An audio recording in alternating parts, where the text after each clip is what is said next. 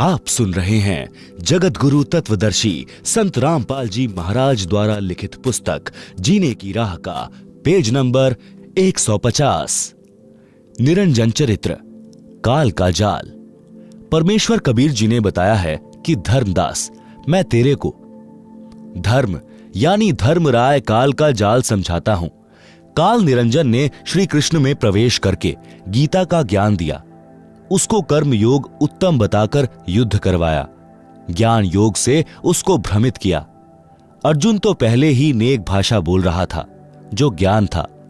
कह रहा था कि युद्ध करके अपने ही कुल के भतीजे, भाई, साले, ससुर, चाचे ताऊ को मारने से अच्छा तो भीख मांगकर निर्वाह कर लेंगे। मुझे ऐसे राज्य की आवश्यकता नहीं जो पाप से प्राप्त हो।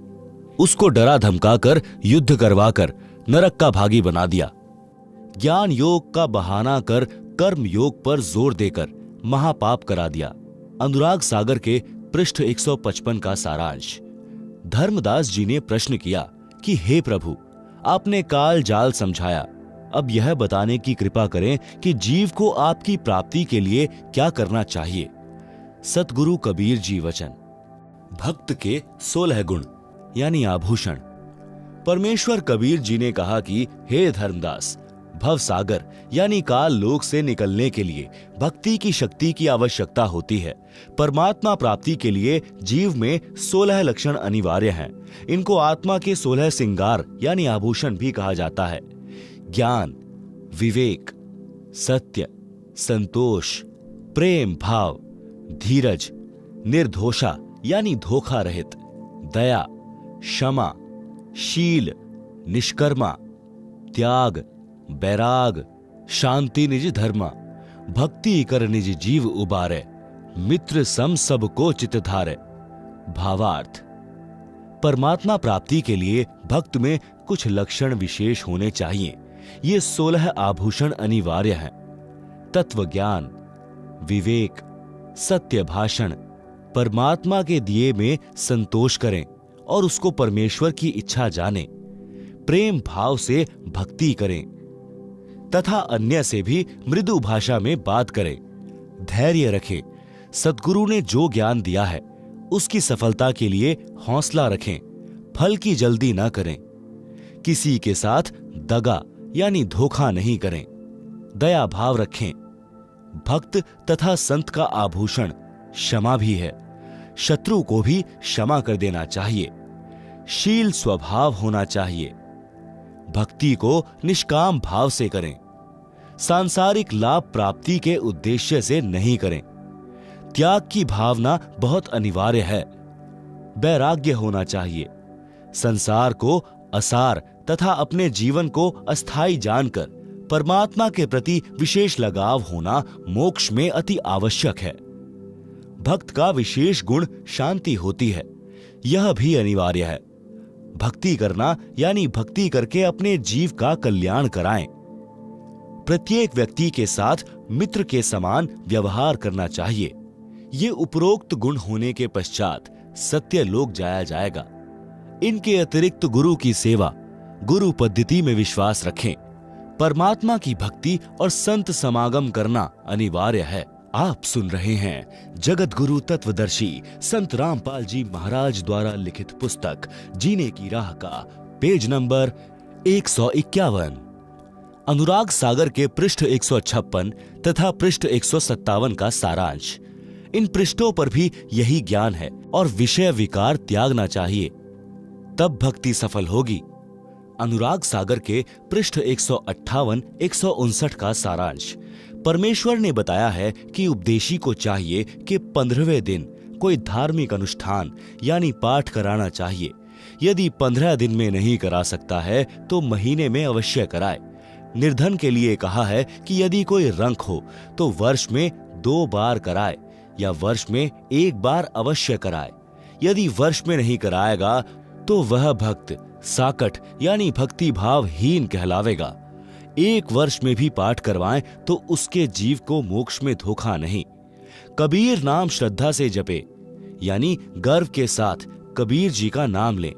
शर्म नहीं करें कि यह भी कोई परमात्मा का नाम है। ऐसे कहने वालों से डरे नहीं, शर्मावे नहीं, और इसके साथ साथ तेरा यानी धर्मदास नाम भी आदर से कहें। भावार्थ है कि आदरणीय धर्मदास के साथ परमात्मा रहे, उनको सत्यलोक लेकर गए, अपना यथार्थ परिचय दिया। धर्मदास जी ने अपने आंखों देखा, कानों परमेश्वर से सुना, आध्यात्मिक ज्ञान, कबीर सागर, कबीर बानी, कबीर बीजक, कबीर शब्दावली को लिखकर मानव समाज पर महान उपकार किया है। इसलिए धर्मदास जी की महिमा भी करनी चाहिए। भक्त को चाहिए कि भक्ति साधना तथा मर्यादा का पालन अंतिम श्वास तक करे। जैसे शूरवीर युद्ध के मैदान में या तो मार देता है या स्वयं वीर गति को प्राप्त हो जाता है, वह पीछे कदम नहीं हटाता। संत तथा भक्त का रण क्षेत्र भक्ति मंत्र जाप तथा मर्यादा है। जो शिष्य गुरु से विमुख हो जाता है, नाम खंडित कर देता है, तो स्वाभाविक ही वह गुरु में कुछ दोष निकालेगा, जिस कारण से नरक में अग्नि कुंड में गिरेगा। यदि गुरु विमुख होकर भक्ति छोड़ देता है तो उसको भी बहुत हानि होती है। उदाहरण, जैसे इन्वर्टर को चार्जिंग पर लगा रखा है, वह चार्ज हो रहा है। यदि बीच में चार्जर निकाल लिया जाए तो वह इन्वर्टर जितना चार्ज हो गया था उतनी देर लाभ देगा, फिर अचानक सर्व सुविधाएं बंद हो जाएंगी। इसी प्रकार उस शिष्य की दशा जाने। गुरु शरण में रहकर मर्यादा में रहते हुए जितने दिन भक्ति की वह शक्ति आत्मा में जमा हो गई, उतनी आत्मा चार्ज हो गई। जिस दिन गुरु जी से विमुख हो गया, उसी दिन से भक्ति की शक्ति आनी बंद हो जाती है। यदि गुरु विमुख यानी गुरु से विरोध करके गुरु त्याग देना होकर भी उसी गुरु द्वारा बताई गई साधना मंत्र आदि करता है तो कोई लाभ नहीं होता। जैसे बिजली का कनेक्शन कट जाने के पश्चात पंखे, मोटर, बल्ब के स्विच यानी बटन दबाते रहो, न पंखा चलेगा न बल्ब जलेगा। यही दशा गुरु विमुख साधक की होगी, फिर नरक का भागी होगा। कबीर परमेश्वर जी ने कहा है कि मानुष जन्म पाकर खोवे, सतगुरु विमुखा युग युग रोवे। गुरु विमुख जीव कतहु न बचे, अग्नि कुंड में जरबर नाचे। कोटि जन्म विषधर को पावे, विष ज्वाला सही जन्म गमावे। बिष्टा माही क्रमी जन्म धरई, कोटि जन्म नरक ही परही। आप सुन रहे हैं जगत गुरु तत्वदर्शी संत रामपाल जी महाराज द्वारा लिखित पुस्तक जीने की राह का पेज नंबर 152। भावार्थ, गुरु को त्याग देने वाला जीव बिल्कुल नहीं बचेगा। नरक स्थान पर अग्नि के कुंडों में जल बल यानी उबल उबल कर कष्ट पाएगा। वहां अग्नि के कष्ट से नाचेगा यानी उछल उछल कर अग्नि में गिरेगा। फिर करोड़ों जन्म विषधर यानी सर्प की जूनी यानी शरीर को प्राप्त करेगा। सर्प के अपने अंदर के विष की गर्मी बहुत परेशान करती है। गर्मी के मौसम में सर्प उस विष की उष्णता से बचने के लिए, शीतलता प्राप्त करने के लिए चंदन वृक्ष के ऊपर लिपटे रहते हैं। फिर वही गुरु विमुख यानी गुरुद्रोही बिष्टा यानी टट्टी में कीड़े का जन्म प्राप्त करता है। इस प्रकार गुरु से दूर गया प्राणी महाकष्ट उठाता है। यदि गुरु नकली है तो उसको त्याग कर पूर्ण गुरु की शरण में चले जाने से कोई पाप नहीं लगता। कबीर गुरु दयाल तो पुरुष दयाल, जेही गुरु व्रत छुए नहीं काल। भावार्थ, हे धर्मदास, यदि गुरु शिष्य के प्रति दयाल है यानी गुरु के दिल में शिष्य की अच्छी छवि है, मर्यादा में रहता है, तो परमात्मा भी उस भक्त के ऊपर प्रसन्न है। अन्यथा उपरोक्त कष्ट शिष्य को भोगने पड़ेंगे। पृष्ठ 160 का सारांश। इस पृष्ठ पर कुछ गुरु महिमा है तथा कोयल की चाणक्य नीति का ज्ञान है। काल का जीव सद्गुरु ज्ञान नहीं मानता। कोयल काग का उदाहरण। कोयल पक्षी कभी अपना भिन्न घोंसला बनाकर अंडे बच्चे पैदा नहीं करती। कारण यह कि कोयल के अंडों को कौवा खा जाता है। इसलिए कोयल को ऐसी नीति याद आई कि जिससे उसके अंडों को हानि ना हो सके। कोयल जब अंडे उत्पन्न करती है तो वह ध्यान रखती है कि कहां पर कौवी यानी फीमेल क्रो ने अपने घोंसले में अंडे उत्पन्न कर रखे हैं। जिस समय कौवी पक्षी भोजन के लिए दूर चली जाती है तो पीछे से कोयल उस कौवी के घोंसले में अंडे पैदा कर देती है और दूर वृक्ष पर बैठ जाती है। या आसपास रहेगी। जिस समय कौवी घोंसले में आती है तो वह 2 के स्थान पर 4 अंडे देखती है। वह नहीं पहचान पाती कि तेरे अंडे कौन से हैं, अन्य के कौन से हैं, इसलिए वह चारों अंडों को पोषण करके बच्चे निकाल देती है। कोयल भी आसपास रहती है।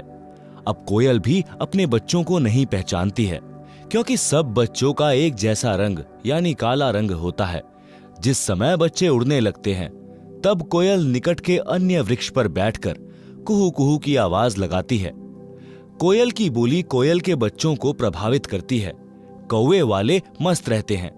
कोयल की आवाज सुनकर कोयल के बच्चे उड़कर कोयल की ओर चल पड़ते हैं। कोयल कुहू कुहू करती हुई दूर निकल जाती है। साथ ही कोयल के बच्चे भी आवाज से प्रभावित हुए कोयल के पीछे पीछे दूर चले जाते हैं।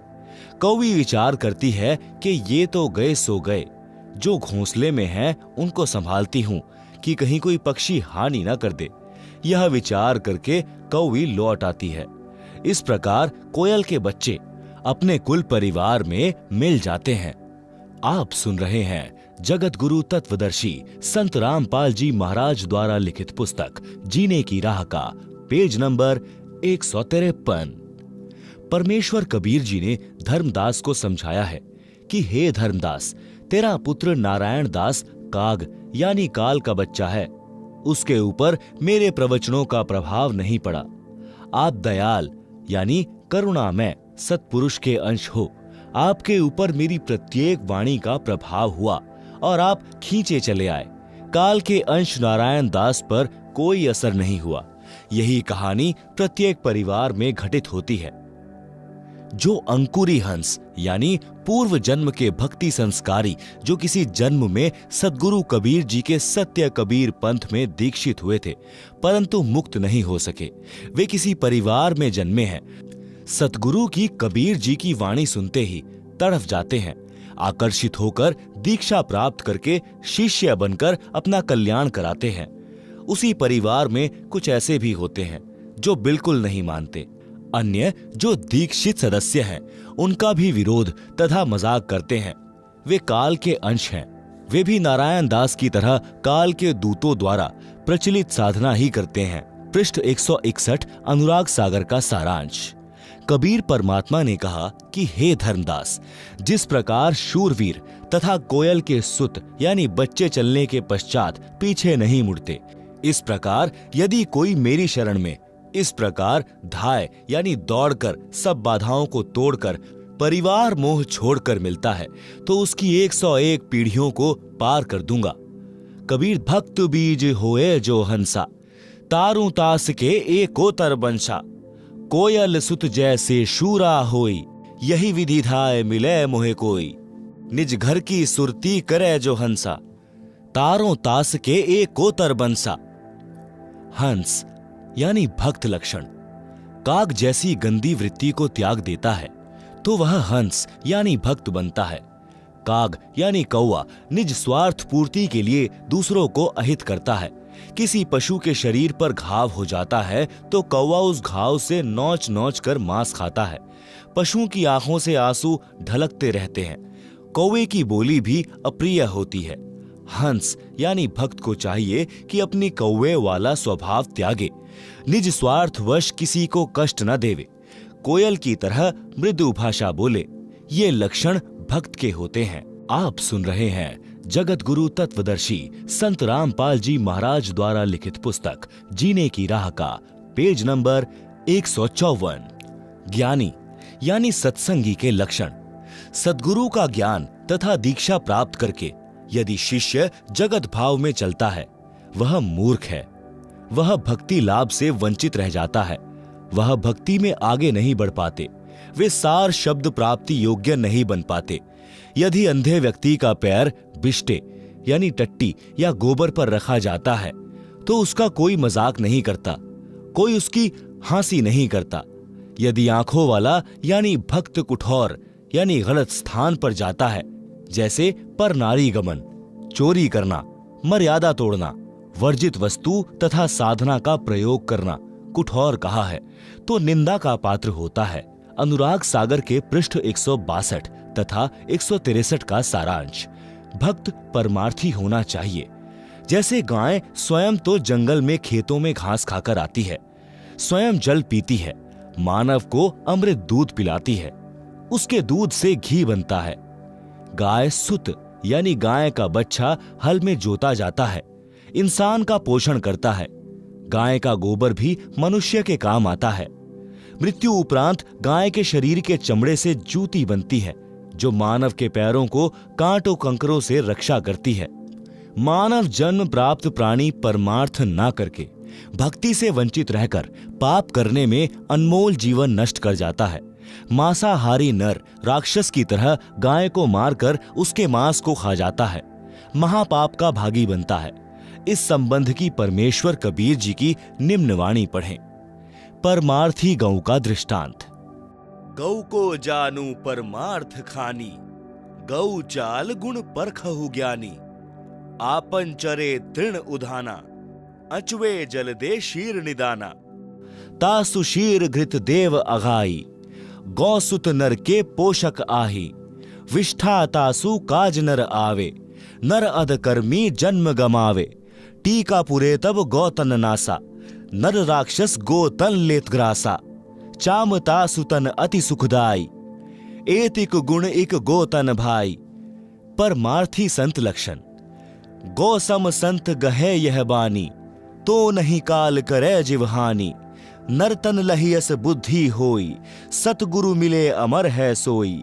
सुनी धर्मनी परमारथ बानी, परमारथ ते होए न हानि।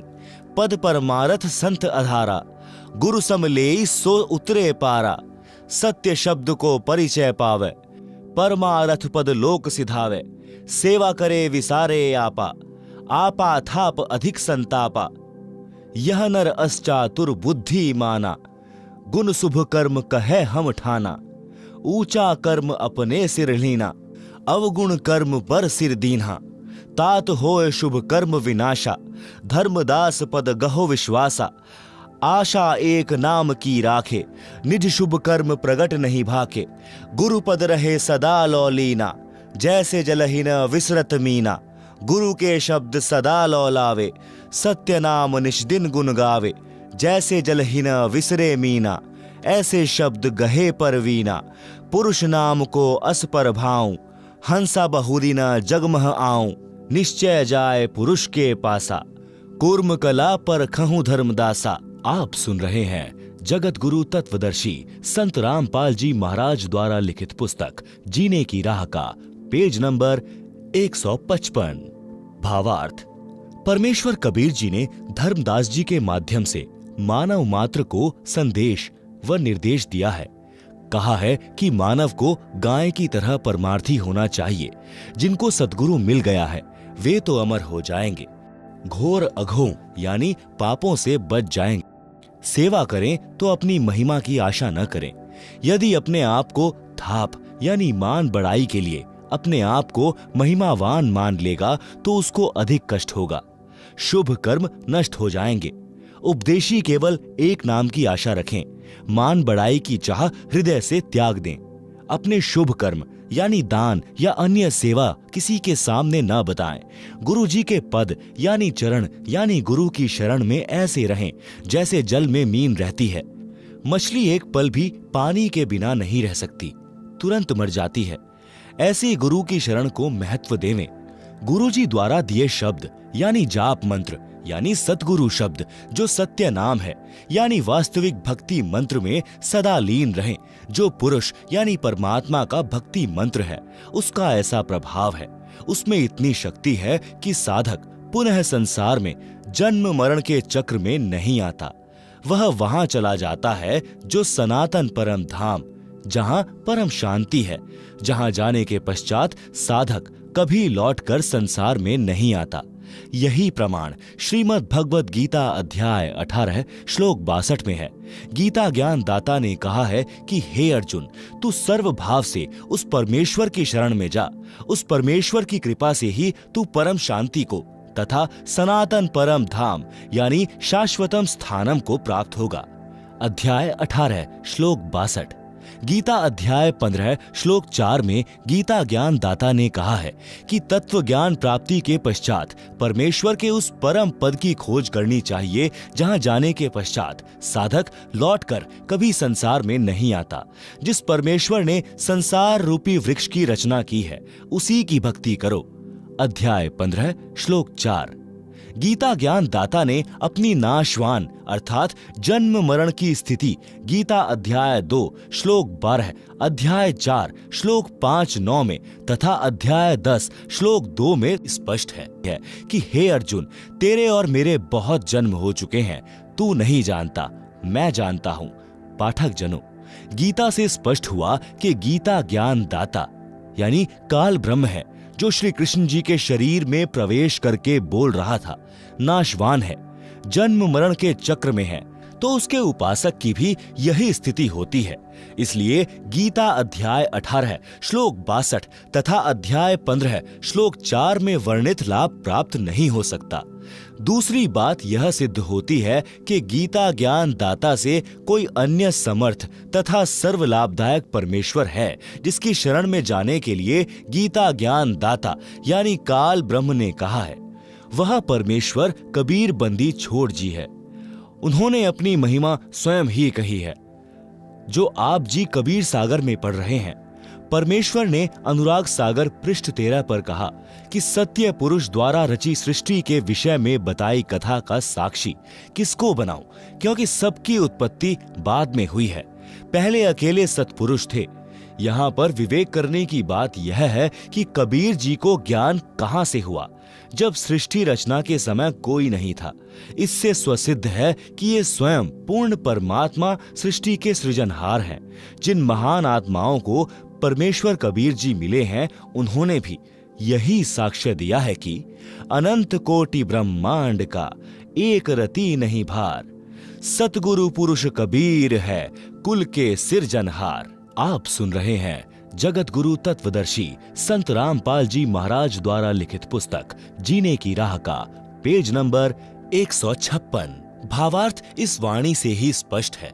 कूर्म कला परखो धर्मदासा का भावार्थ है कि जैसे कूर्म यानी कछुआ आपत्ति के समय अपने मुख तथा पैरों को अपने अंदर छुपाकर निष्क्रिय हो जाता है, आपत्ति टलने के तुरंत पश्चात अपने मार्ग पर चल देता है, इसी प्रकार भक्त को चाहिए कि यदि सांसारिक व्यक्ति आपके भक्ति मार्ग में बाधा उत्पन्न करे तो उसको उलटकर जवाब न देकर अपनी भक्ति को छुपाकर सुरक्षित रखें।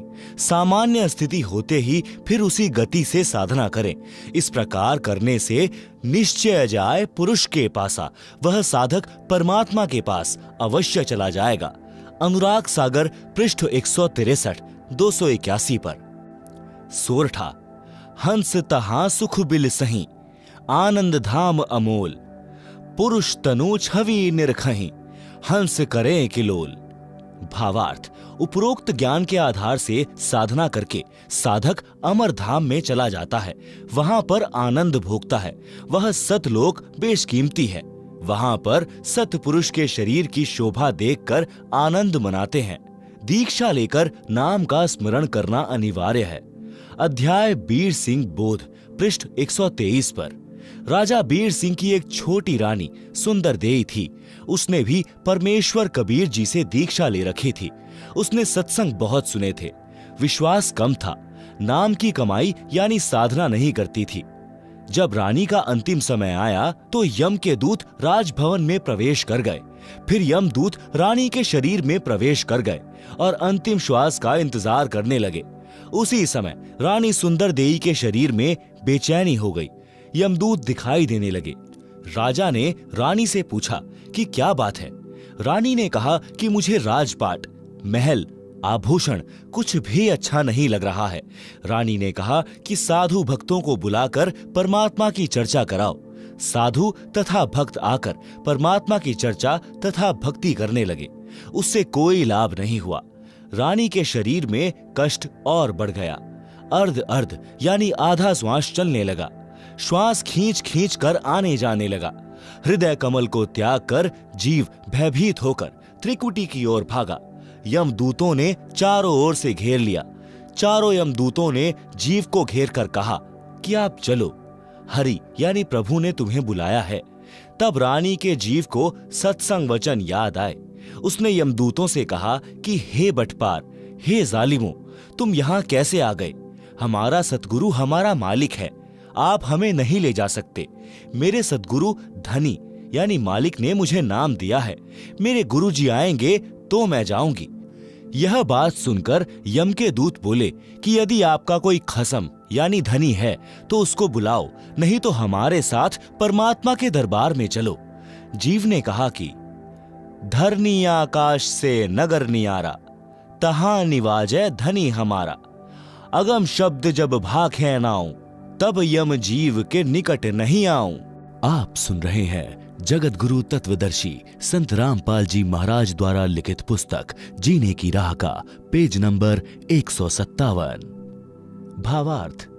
पहले तो रानी को विश्वास नहीं हो रहा था कि जो सद्गुरु जी सत्संग में ज्ञान सुना रहे हैं वह सत्य है। वह सोचती थी कि यह केवल कहानी है, क्योंकि सब नौकर नौकरानी आज्ञा मिलते ही दौड़े आते थे। मन मर्जी का खाना खाती थी, सुंदर वस्त्र आभूषण पहनती थी। उसने सोचा था कि ऐसे ही आनंद बना रहेगा। यह तो पूर्व जन्म की बैटरी चार्ज थी। वर्तमान में चार्जर मिला यानी नाम मिला तो चालू नहीं किया यानी साधना नहीं की। जब बैटरी की चार्जिंग समाप्त हो जाती है, बैटरी डाउन हो जाती है, तो सर्व सुविधाएं बंद हो जाती हैं। फिर न पंखा चलता है न बल्ब जगता है। बटन दबाते रहो, कोई क्रिया नहीं होती। इसी प्रकार जीव का पूर्व जन्म की भक्ति का धन यानी चार्जिंग समाप्त हो जाती है तो सर्व सुविधाएं छीन ली जाती हैं। जीव को नरक में डाल दिया जाता है। तब उसको अक्ल आती है। उस समय वक्त हाथ से निकल चुका होता है। केवल पश्चाताप और रोना शेष रह जाता है। रानी सुंदर देई ने सत्संग सुन रखा था। पूर्ण सद्गुरु से दीक्षा ले रखी थी। नाम की कमाई नहीं की थी। वह गुरुद्रोही नहीं हुई थी। गुरु निंदा नहीं करती थी। रानी ने सद्गुरु को याद किया कि हे सद्गुरु, हे मेरे धनी, मेरे को यमदूतों ने घेर रखा है, मुझ दासी को छुड़ावो। मैंने आपकी दीक्षा ले रखी है। आज मुझे पता चला कि ऐसी आपत्ति में न पति, न पत्नी, न बेटा बेटी, भाई बहन, राजा प्रजा कोई सहायक नहीं होता। रानी के जीव ने हृदय से सद्गुरु को पुकारा।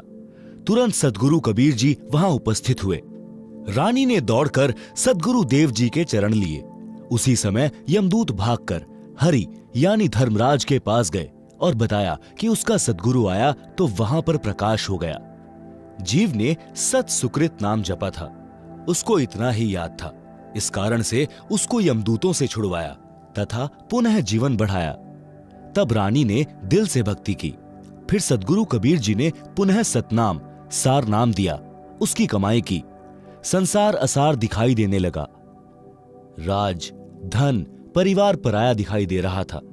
जाने का समय निकट लग रहा था। इस कारण से रानी ने तन मन धन सतगुरु चरणों में समर्पित करके भक्ति की तो सत्यलोक में गई।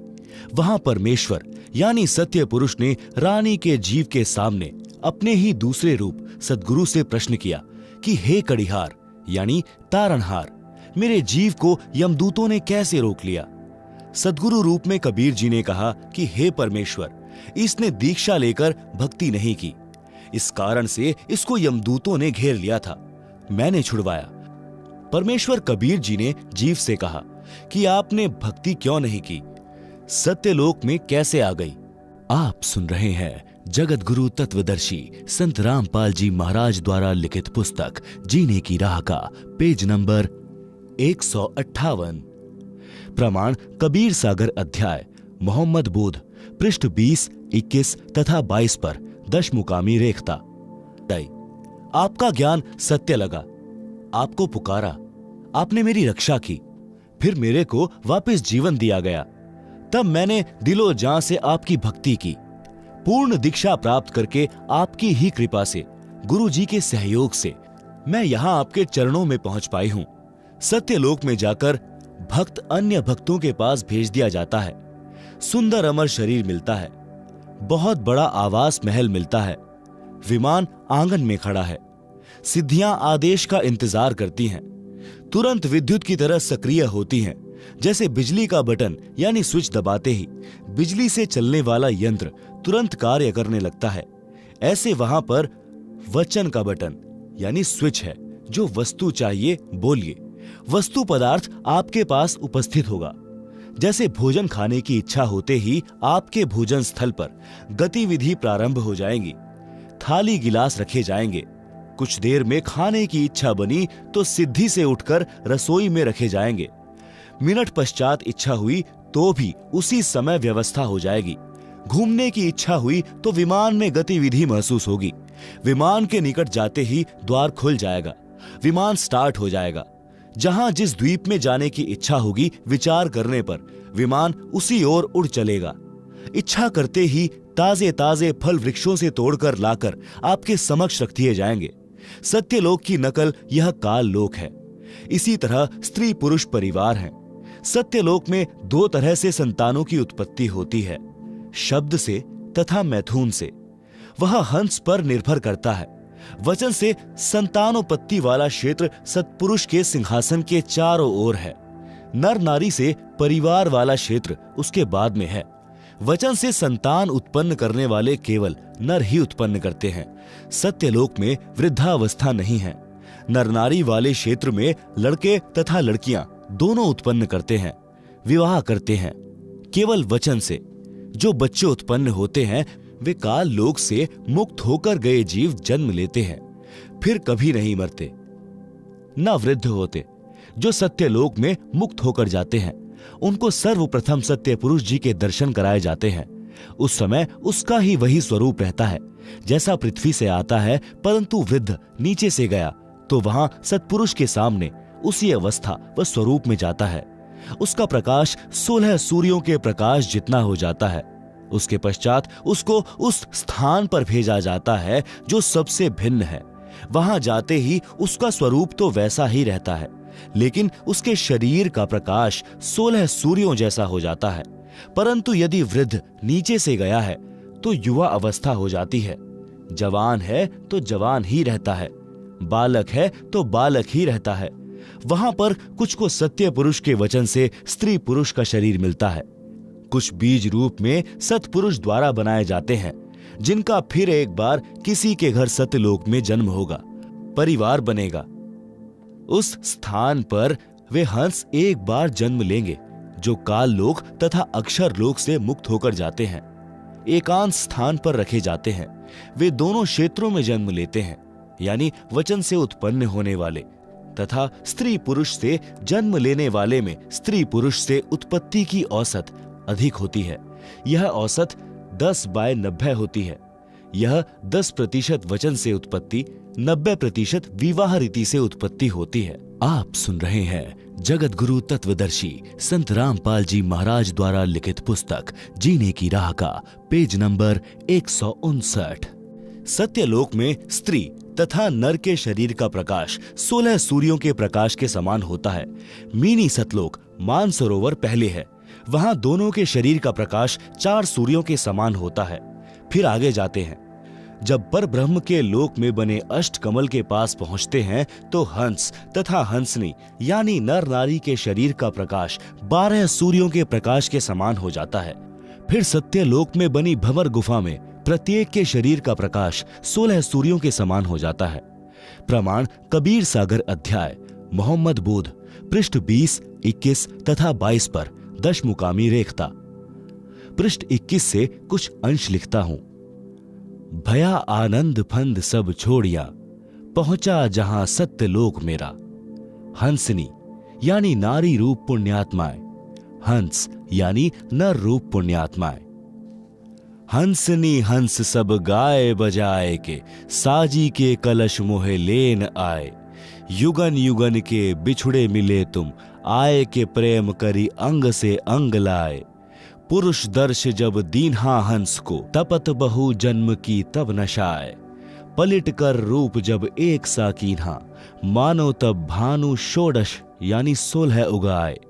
पहूप के दीप पयूष यानी अमृत भोजन करे, शब्द की देह सब हंस पाए। पुष्प का सहरा हंस और हंसनी, सच्चिदानंद सिर छत्र छाए। दीपें बहु दामिनी दमक बहु भांति की, जहां घन शब्द को घमोड़ लाए। लगे जहां बरसने घन घोर के उठत, तहां शब्द धुनि अति सोहाय। सुन सोहै हंस हंसनी युद्ध, यानी जोड़े झुंड, है एक ही नूर एक रंग रागे।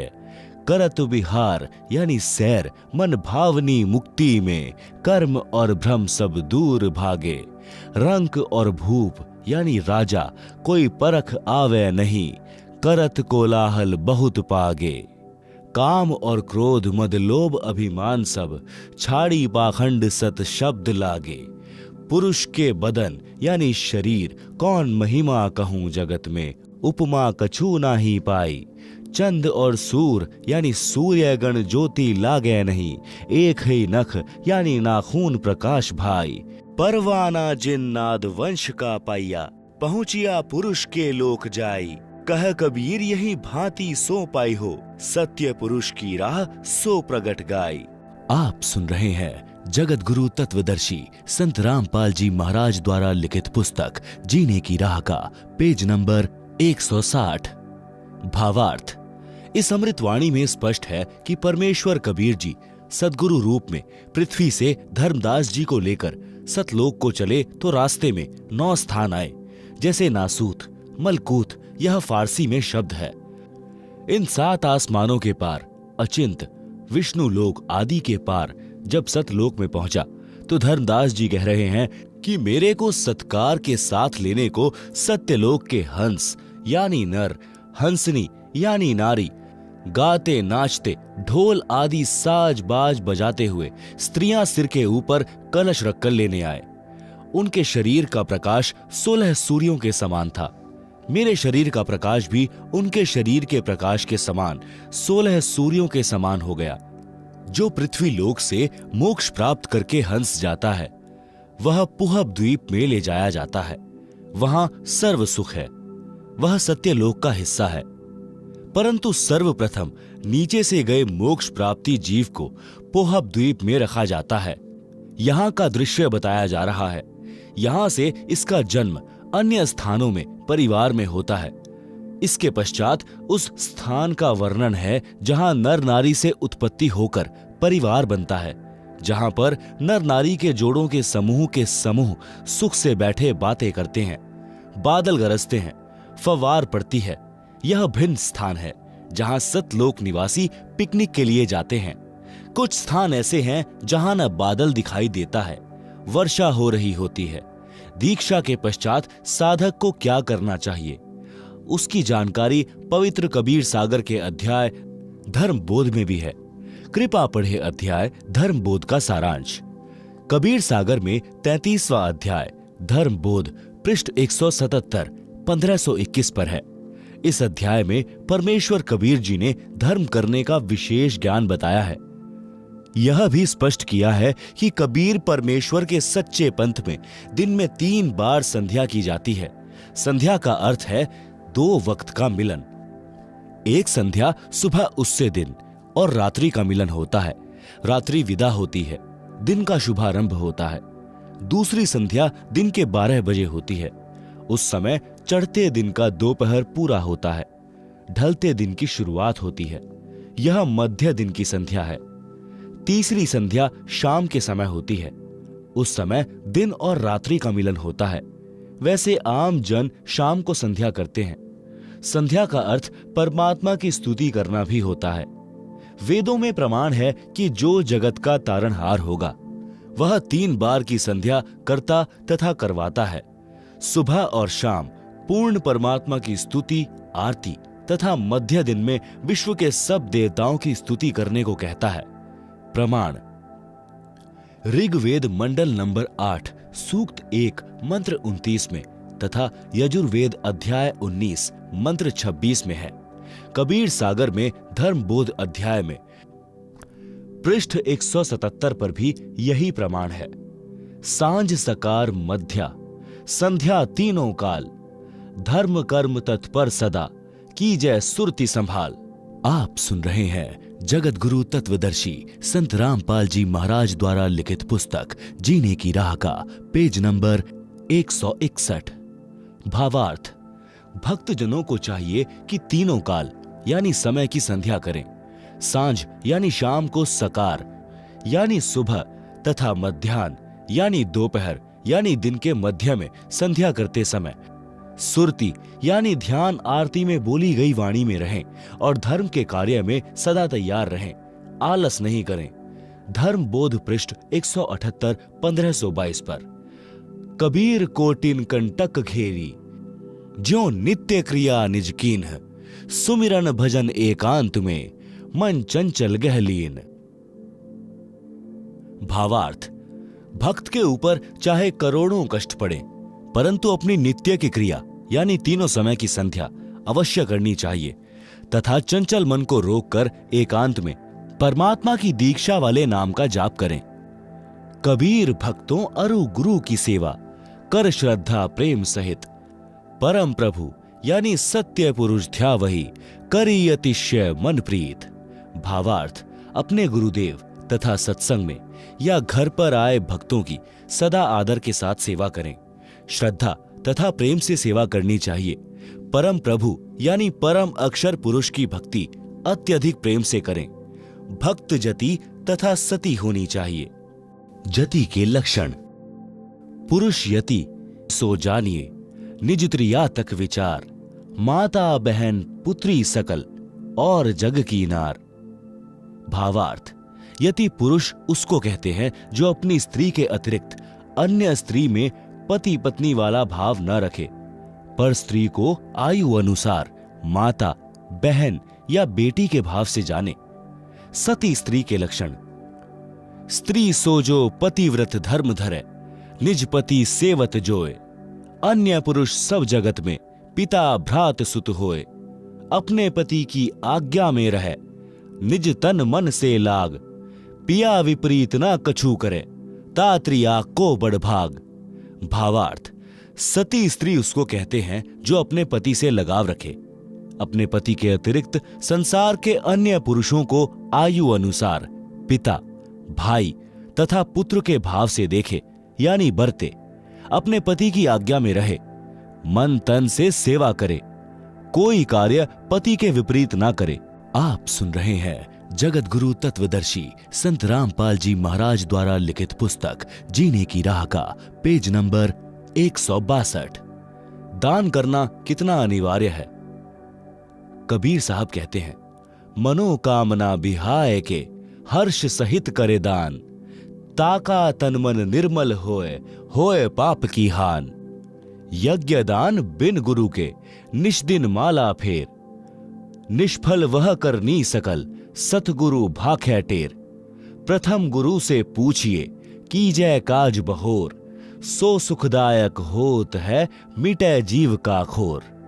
भावार्थ, कबीर परमेश्वर जी ने बताया है कि बिना किसी मनोकामना के जो दान किया जाता है वह दान दोनों फल देता है। वर्तमान जीवन में कार्य की सिद्धि भी होगी तथा भविष्य के लिए पुण्य जमा होगा, और जो मनोकामना पूर्ति के लिए किया जाता है वह कार्य सिद्धि के पश्चात समाप्त हो जाता है। बिना मनोकामना पूर्ति के लिए किया गया दान आत्मा को निर्मल करता है, पाप नाश करता है। पहले गुरु धारण करो, फिर गुरुदेव जी के निर्देश अनुसार दान करना चाहिए। बिना गुरु के कितना ही दान करो और कितना ही नाम स्मरण की माला फेरो, सब व्यर्थ प्रयत्न है। यह सद्गुरु पुकार पुकार कर कहता है। प्रथम गुरु की आज्ञा लें, तब अपना नया कार्य करना चाहिए। वह कार्य सुखदायक होता है तथा मन की सब चिंता मिटा देता है। कबीर साहब कहते हैं, अभ्यागत आगम निरखी, आदर मान समेत, भोजन छाजन बित यथा, सदा काल जो देत। भावार्थ, आपके घर पर कोई अतिथि आ जाए तो आदर के साथ भोजन तथा बिछावना अपनी वित्तीय स्थिति के अनुसार सदा देना चाहिए। सोई मलेच्छ समझानिए, गृही जो दान विहीन, यही कारण नित दान करें जो नर चतुर प्रवीण। भावार्थ, जो गृहस्थी व्यक्ति दान नहीं करता वह तो म्लेच्छ यानी दुष्ट व्यक्ति के समान है। इसलिए हे बुद्धिमान, नित यानी सदा दान करो। पात्र कुपात्र विचार के तब दीजै ताहि दान, देता लेता सुख लह अंत होए नहीं हान। भावार्थ, दान कुपात्र को नहीं देना चाहिए, सुपात्र को दान हर्षपूर्वक देना चाहिए। सुपात्र गुरुदेव बताया है। फिर कोई भूखा है, उसको भोजन देना चाहिए। रोगी का उपचार अपने वित्त सामने धन देकर करना। बाढ़ पीड़ितों, भूकंप पीड़ितों को समूह बनाकर भोजन, कपड़े अपने हाथों देना सुपात्र को दिया दान कहा है। इसमें कोई हानि नहीं होती।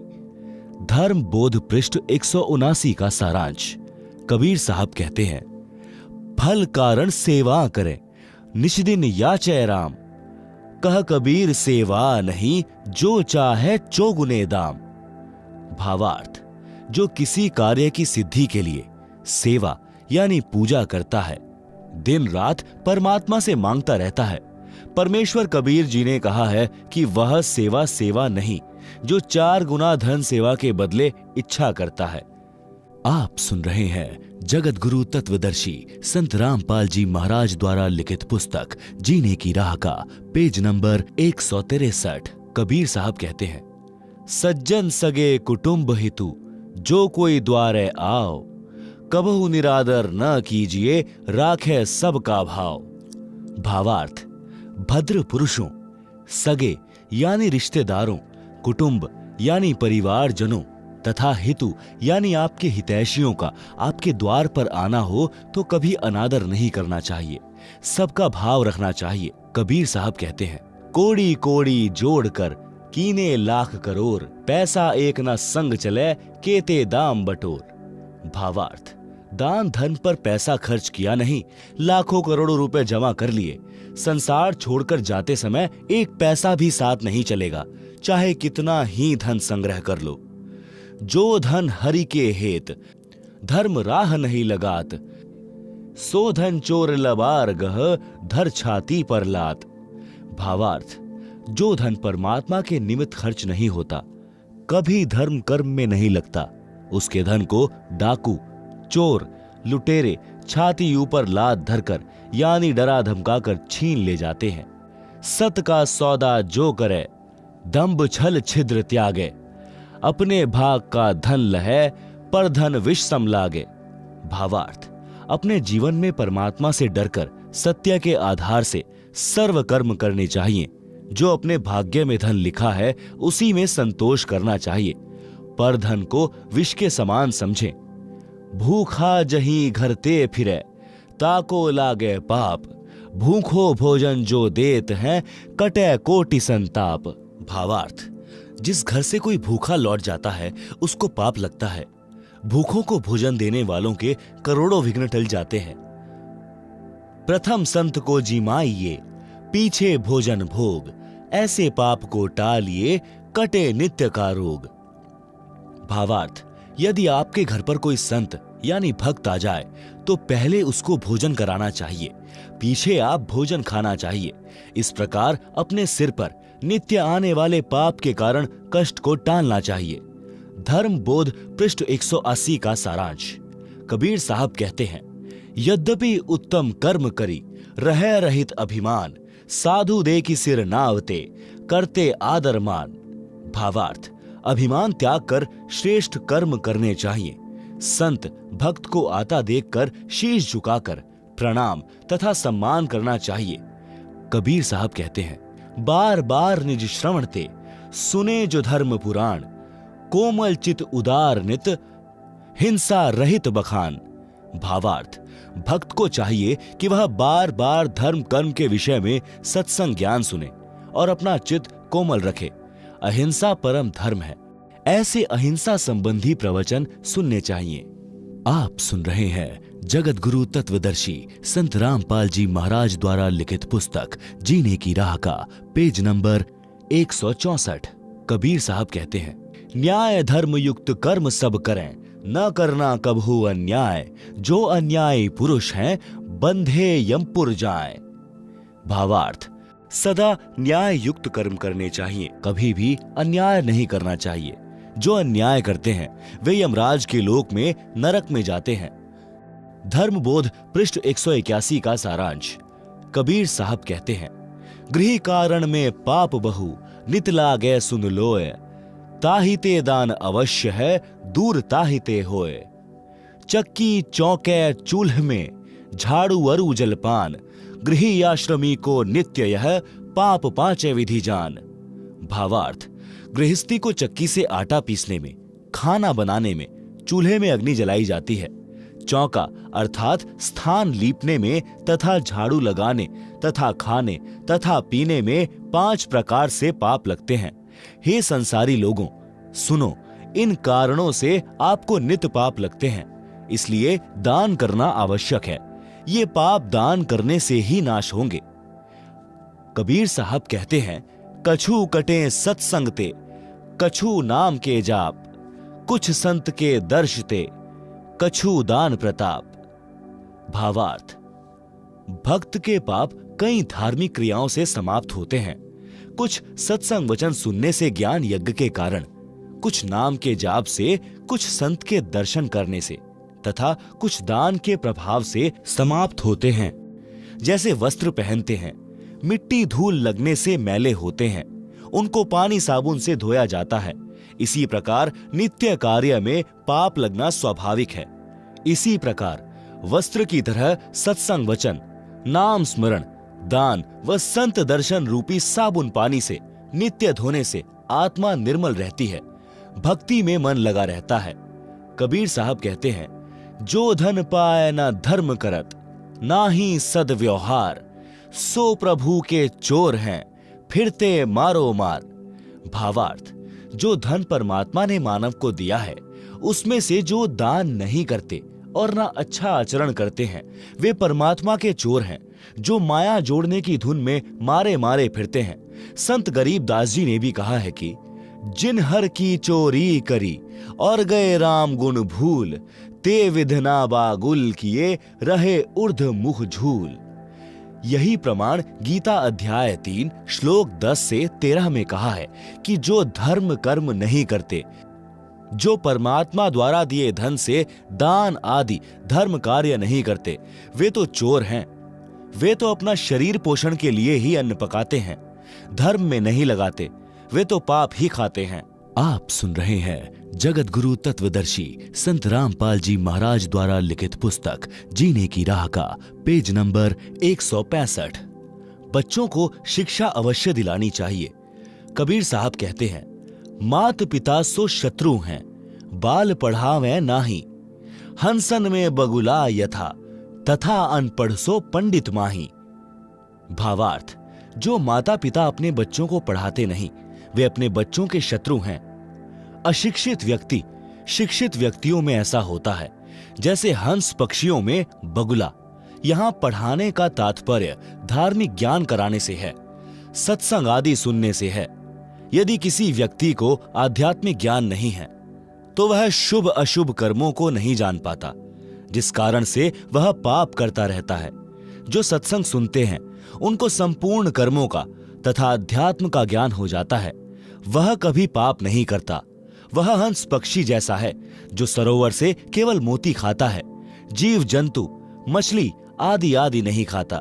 इसके विपरीत अध्यात्म ज्ञानहीन व्यक्ति बुगले पक्षी जैसे स्वभाव का होता है।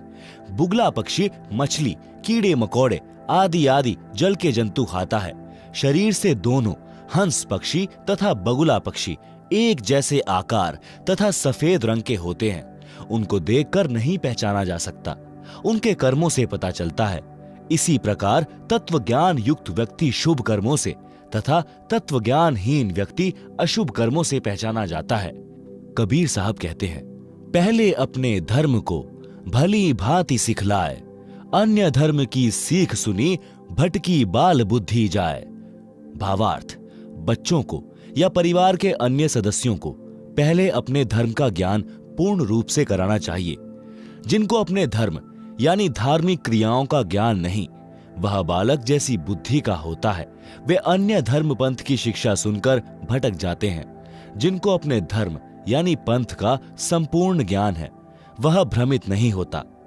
धर्म बोध पृष्ठ 182 का सारांश। कबीर साहब कहते हैं, जो कछु धन का लाभ हो, शुद्ध कमाई कीन, ता धन के 10वें अंश को अपने गुरु को दीन। 10वां अंश गुरु को दीजिए, अपना जन्म सफल कर लीजिए।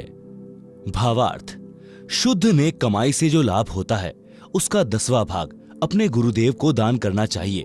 कबीर साहब कहते हैं, जे गुरु निकट निवास करे तो सेवा कर नित्य, जो कछु दूर बसे पल पल ध्यान से हित।